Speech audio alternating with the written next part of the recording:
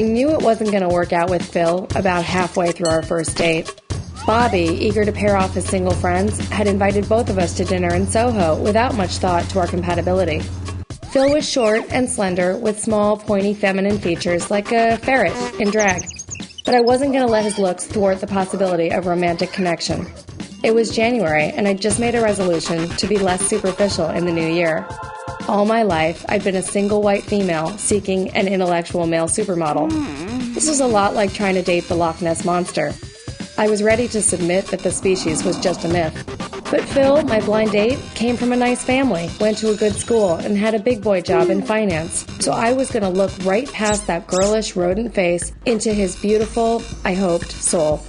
The restaurant was small and unpopular. We ordered drinks and appetizers and got to know each other a bit, with Bobby playing host. Phil, you and Amy have something in common. You're both from Connecticut. Really? What part? Westport. I'm from Stamford. Oh. So maybe we didn't have a cosmic connection, but I was still cheerily optimistic that Phil had something charming or special about him waiting to be revealed. At some point, I got up to pee, locating the tiny, drafty bathroom across the way.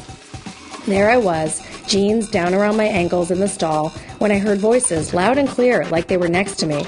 It was Bobby asking Phil, "So, what do you think of Amy?" Through some trick of the acoustics, the sound of their conversation had traveled up into the ceiling rafters and down into the bathroom as easily as water through pipes. "She's a nice girl," Phil began. I stopped peeing so I could hear even better. This was a rare opportunity, the realization of that fantasy where I'm invisible and I can hear what everyone's saying about me. "But you know," Phil continued, "she's got a lot of junk in the trunk." I was stunned. If this had been a reality show, one of those record-scratching sound effects would have really captured the moment. Let me just set the record straight about my ass before it sues me for slander. My ass is one of the least objectionable parts of my body.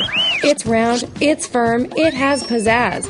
If my ass had a job, it would be entertaining the troops in the USO. If my ass had a name, it would be Lola. My trunk has spunk. Now, had Phil directed his critique elsewhere, say my training bra boobs or the premenstrual volcano on my chin, I might have stayed locked in the bathroom all night, tearful and humiliated. But his critique wasn't so much hurtful as ironic. Here I was, renouncing my superficiality, pledging to embrace inner beauty, and Ferret-Face thinks I've got a big butt. I returned to the table, wondering how and when to expose my secret knowledge. The opportunity presented when the waitress asked if we wanted dessert. Phil turned to me. "Do you want to split something?" I paused, looked deeply into his eyes, and told him, "I don't think so. I want to be careful not to put too much junk in my trunk." Months later, I heard Phil turn gay. Okay, that's not strictly true, but it's what I like to tell myself and Lola.